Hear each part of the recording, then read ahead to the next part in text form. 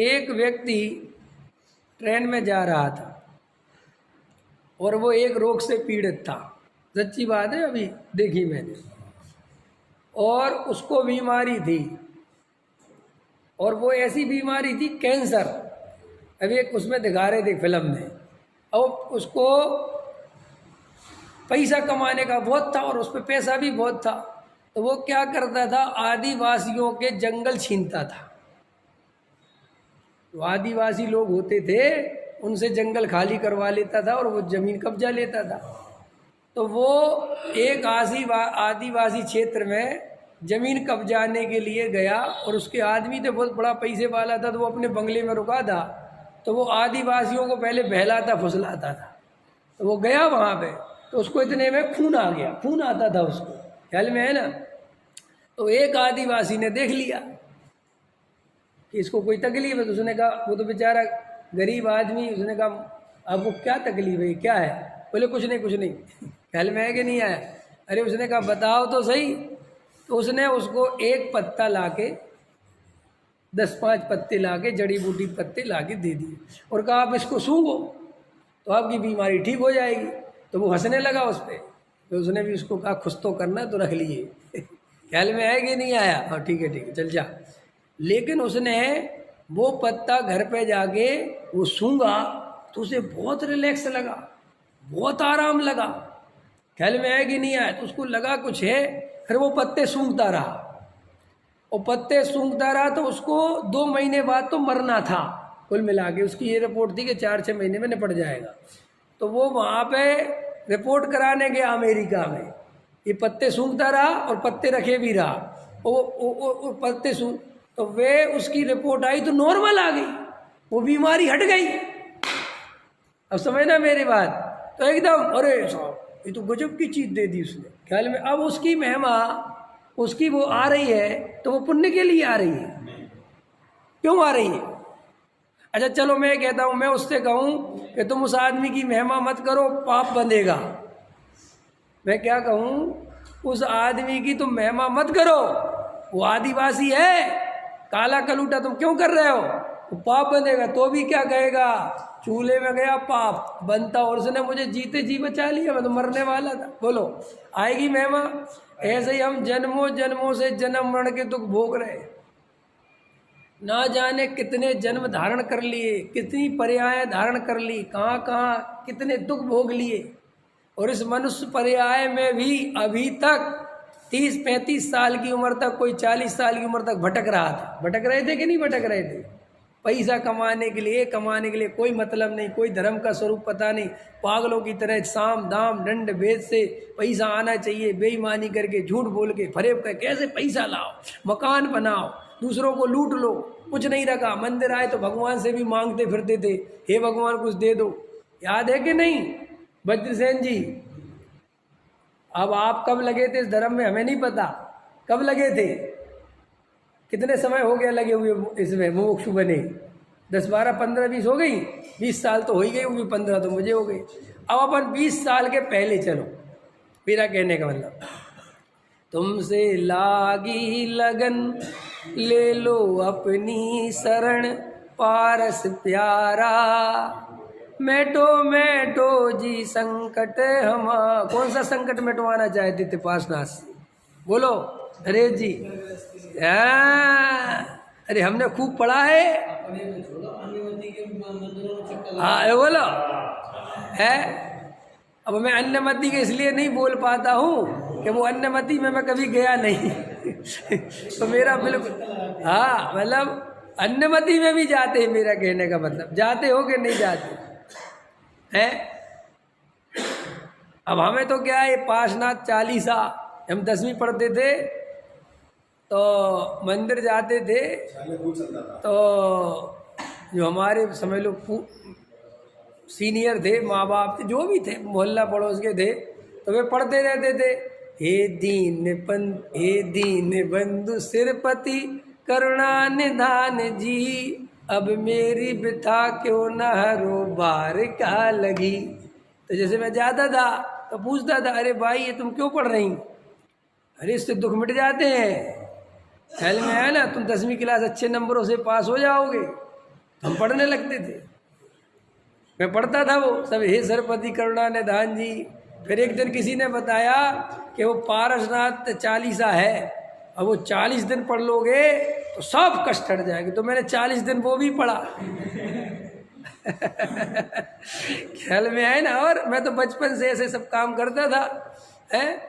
एक मेरे बचपन से कोई ऐसे पूरा भोग के संस्कार बहुत गहरे थे कि मुझे कभी अन्य मतियों के जाने का, नमस्कार करने का कभी भाव नहीं आया। कभी मैं अन्य मतियों के उसमें गया भी, और गया बहुत। जैन साहब, मैं खूब रामायण पढ़ने गया, खूब रामचरितमानस पढ़े, खूब अन्यमतियों के भजन गाने गया, खूब गाता था मैं।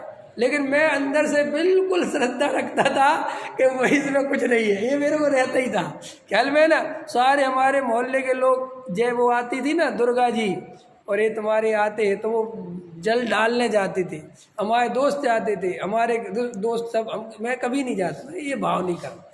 तो अब वहाँ पे विचार करो कि हम जिनेंद्र देव के बारे में क्या मान्यता थी हमारी, हम क्या स्थिति में जीते थे, कितनी स्थिति। और अगर सुनो, अगर हम वो ही करते रहते, कोई बड़ी बात तो नहीं थी। अगर हमें पूज्य गुरुदेव श्री ना होते, तत्व ज्ञान की ऐसी धारा नहीं बही होती, ये शिविर नहीं लगते, ये तुम्हारे बाल संस्कार शिविर नहीं लगते, ये स्वाध्याय भवन चालू नहीं होते, तो अपन का क्या होता, मान के चलो, ठीक है ना, उदाहरण के लिए।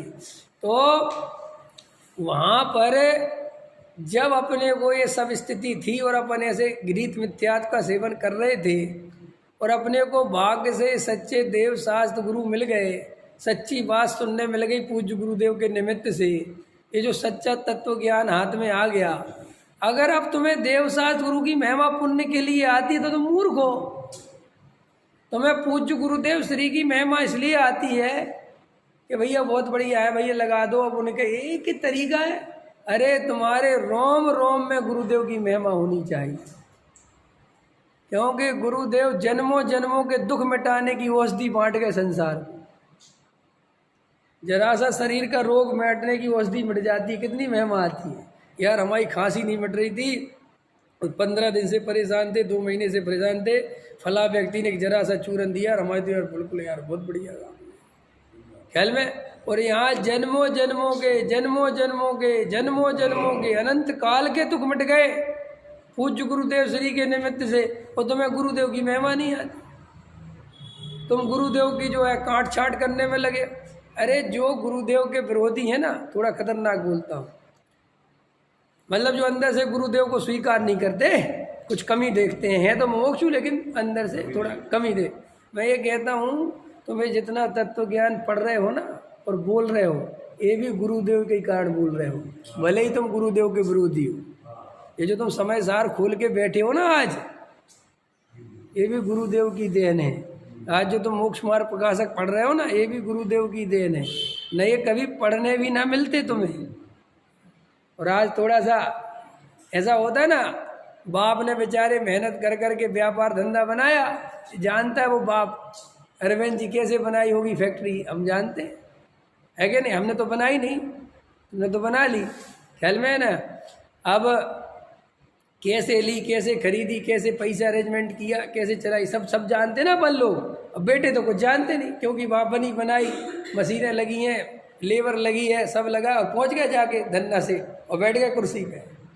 और 2-4 दिन बाद पापा से कहने लगे तुम्हें धंधा करना नहीं आता।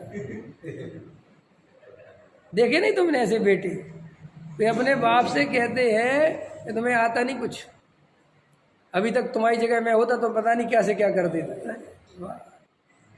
है बहुत अच्छा। तो एक काम करो, निकल यहाँ से, ठीक, और जा, कोई बात नहीं। मैं तो देख दिल्ली आया था ना, मेरी जेब में 500 रुपये थे।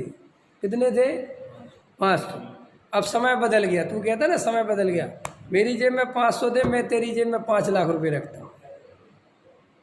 कितने रखता हूँ? 5 लाख तो ठीक है ना, 500 की वैल्यू 5 ही लाख हुई होगी ना, है क्यों इंजीनियर साहब? ये बताएंगे वैल्यूएशन करने वाले।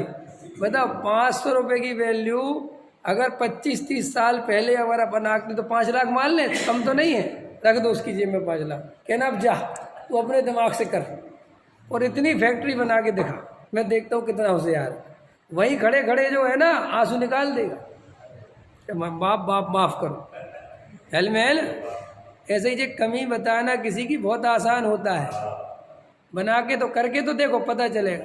तुम गुरुदेव को झट से कह देते हो, अरे जरा सा हमने थोड़ा क्रिया का, अरे पता आता कुछ है तो गुरुदेव के बारे में 1 रुपये का ज्ञान है, भाषण देते हो हमें बताते हो तुम गुरुदेव के बारे में, है कि गुरुदेव ने क्या कमी रखी, करके दिखाओ, एक काम करके दिखाओ तुम, चलो हम देखते तो कमी अभी पता चल जाएगी। एक जरा सा मंदिर तो बना के देखो, 50 शत्रु खड़े हो जाते हैं, एक शिविर लगा के देखो पता चल जाएगा, लाखों लोगों की भीड़ समूह, उनका मार्गदर्शन करके देखो पता चल जाएगा, पता चल जाएगा आपको कि क्या स्थिति है। कोई हंसी खेल मजाक समझते हो है, ये सब ऐसे नहीं चलना, ऐसे नहीं सोचना, जल्दबाजी नहीं करना।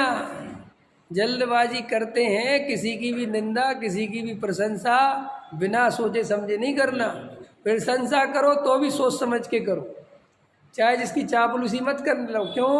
तुम्हारी गलत प्रशंसा से वो गलत दिशा में जा सकता है। अब कोई ज्ञानी है नहीं, तुम ज्ञानी बनाने में लगे हो,